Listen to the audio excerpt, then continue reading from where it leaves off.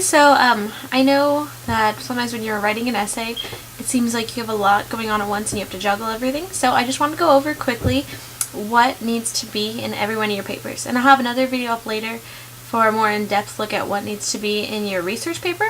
But this one's just for more across the board what needs to be in your standard English paper. So, and most of these are with books. So it's like a standard English book report kind of prompt paper.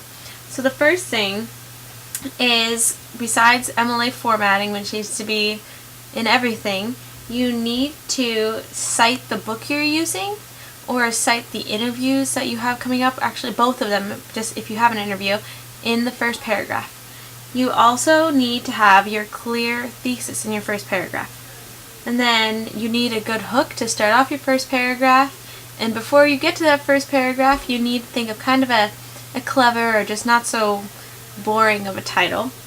And also in your first paragraph you need to say take your own stand on the issue so the reader knows where you're going with this, and you need to kind of hint at the evidence you're going to be using. Don't go too in depth because then you have nothing else to write about later, but just hint at what you're going to be doing.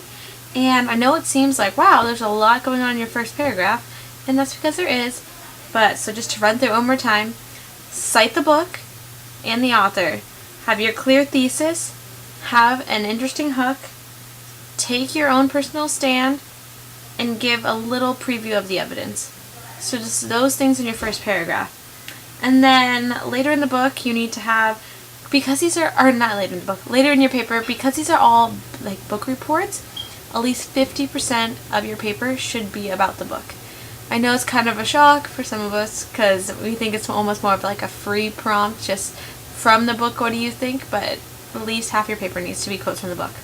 I know it took a lot of people off guard and shocked them, but make sure that your quotes, you have at least 2 or 3 quotes from the book in every paragraph.